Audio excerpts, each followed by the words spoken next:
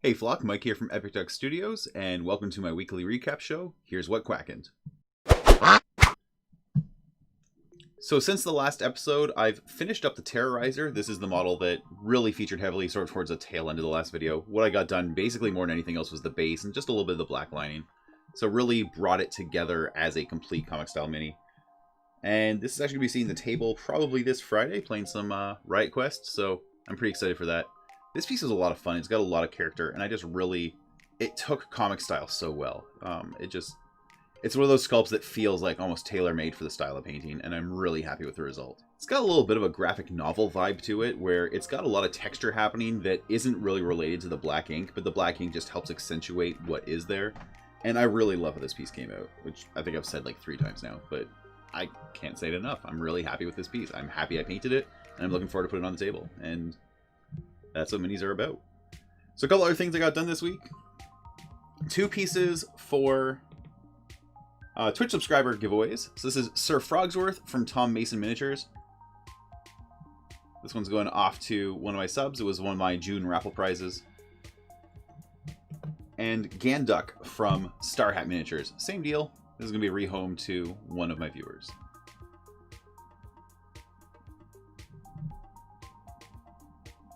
I really love the Star Hat Miniatures stuff. They have a very fun, kind of old hammer vibe to them. And the reason for that is that Darcy is still one of those people that still sculpts things by hand with green stuff. Like, I've seen the greens. I've watched him actually make these. And they have the feel of hands-on putty. Like, there's just something different about that compared to digital miniatures. And don't get me wrong, I'm a digital sculptor, so I appreciate a good digital miniature. But I also know that there's just a different vibe to the old hammer way of doing things. These fit really well into sort of like even that like Hero Quest kind of aesthetic. There's just something really like chunky and hands-on about them. Alright, so next up after Ganduck from Star Hat was the Lotus Blade Song from Relic Blade.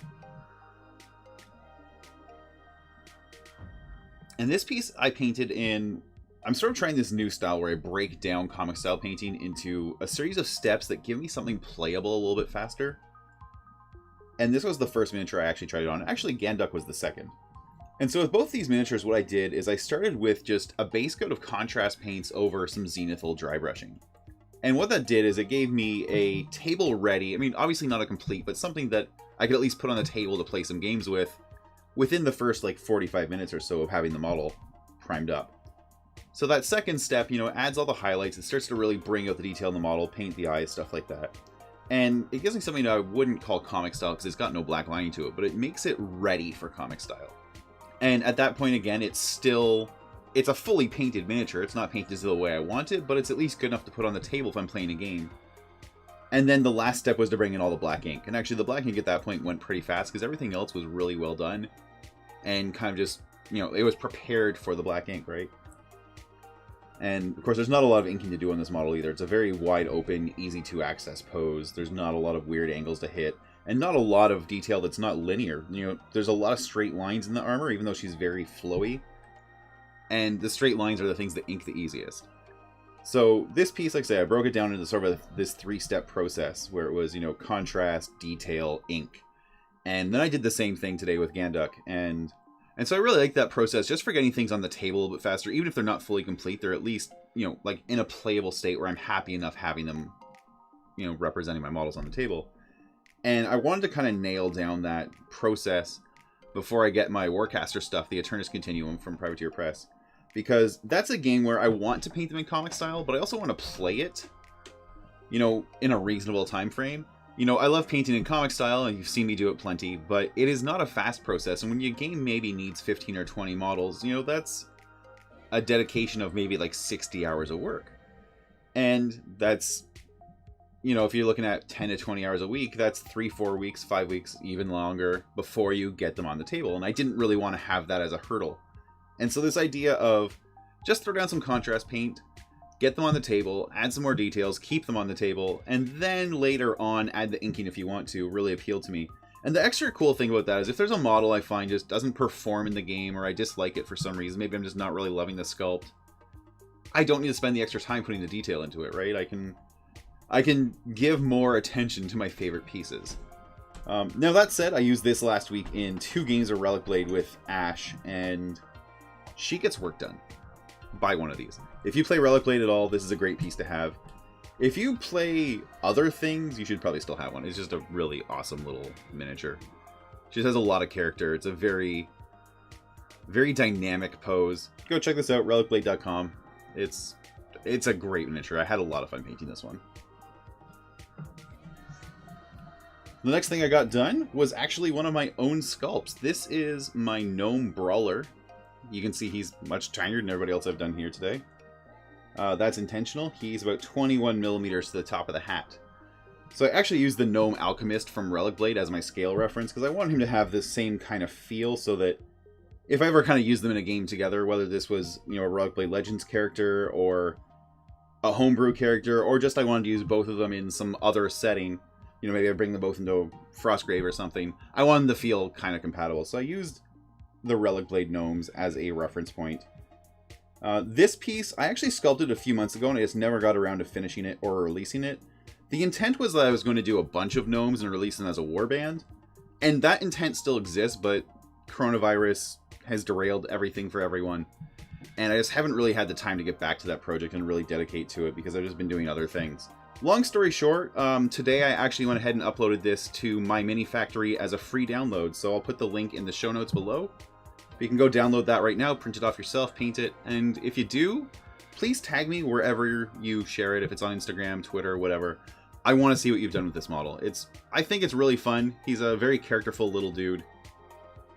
Very, very, very angry. But I sort of designed him so he could fit equally well into either a fantasy or a steampunk setting. So I think there's a lot of places people could make use of this model, and I really hope some people pick it up, paint it, and enjoy it. But that's my big release for the week, is getting that done and just out into the world. Right now it's free. I'll probably change that in a week or two. I haven't exactly decided when, but for now, for the foreseeable future, the download's going to be available for free on My Mini Factory. So this is my low-hanging fruit for the week, or my easy win. I painted this model probably 3 years ago when I was putting together a group for Rogue Stars, and I've never actually ended up playing the game. But I painted this guy up, and he was just sitting on brass pegs. I had never bothered putting him on a base. And today on my live show, someone was asking me about duck miniatures, and I went and grabbed this one, and then realized I had just never got around to putting him on a base, and it felt really kind of stupid that 3-4 years later he was still just sitting sideways on the shelf. So I just grabbed an old base I had ready to go, did a little bit of touch-up paint on it, threw him on. So that's my quick easy win, is, you know, a model went from almost complete to complete and based. It still counts, right? And then the last win of the week is just getting the bases done on all of the Super Dungeon Explorer kobolds from last week. So that's all 6 of them now are ready for the table. And I'll be moving on to some other models for Super Dungeon Explorer. I'm probably going to take a break from the kobolds and work on the treasure chests or the spawn points, something like that. Because those are just be more generally useful in other games. I can bring them into Frostgrave or Relic Blade as scenario objectives, and that's going to be kind of handy for me to have. So they're probably my next focus. Other than that, I did some work on the Lumineth Realm Lords commission, but nothing's completed yet, so it doesn't really count as a final anything. And that's it. I mean, I worked on the logo for Warbands of Whimsy, which is the title I'm releasing my 3D prints under. So that was, you know, this little dude. If you view him on My Mini Factory, you'll see the new logo for Warbands of Whimsy up in the top left of his graphics. Top left? Yay, mirrors. I did not, unfortunately, get the Imperial Fist video done for yesterday like I had hoped for. I'm going to be finishing it up right after I post this video, so it should go up for tomorrow. Fingers crossed. So there's what I accomplished this week. You can see there's definitely not a lot of humans going on here. We've got one elf and then everything else. Lots of anthropomorphic things. Actually, 2 ducks and a frog. It's just been a fun week, though. I've really enjoyed painting all these pieces. I feel like I almost want to come back to this guy and just upgrade the painting. Because, again, I did this a little bit quickly and 4 years ago. It just doesn't really mesh with a lot of my stuff now. But it's done. Let's just call it done. Let's paint something else. So that's my... Finished is better than perfect. That's what we need to discuss. Is It's better to have something done and playable than it is to have a perfect piece that you're constantly chasing. So we're going to stick with that as it is. I'm really sad I have to rehome this one. This one's going off to a commission. Like I said, this one is a Twitch subscriber prize. And this is actually my second time painting Ganduck. Let me just grab the first one here. So this is the one I painted for myself a couple years ago. And I actually just really, really like the second one more.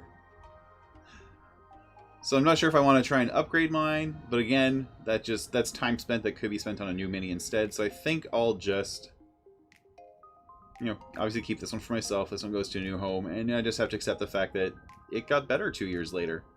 As it should, right? The more time you spend painting, the more things should kind of progress. Right, so until next week, here's what Quackened, and don't forget to do something epic. Cheers.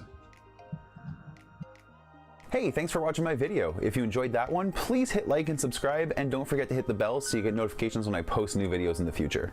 If you want to take your support even further, you can do that at patreon.com/epicduck. Every little bit helps keep the lights on and the paint flowing, puts new models on the table so I can make interesting videos, and most importantly, puts a roof over my family's head and food on the table. You can also join me for live painting shows several times a week at twitch.tv/epicduckstudios. I'd love if you came by and watched the show sometime and followed the channel. I want to give a big thank you to everyone who's supported my content over the years, both past and present. It's been an absolutely wild ride, and I couldn't do this without all the wonderful fans and flockers out there. The hobby community is just an amazing group of people, and you really make this worth doing. So let's just keep on doing this together, making more content, and just being fantastic together for years to come. Thanks again for watching, and until next time, do something epic.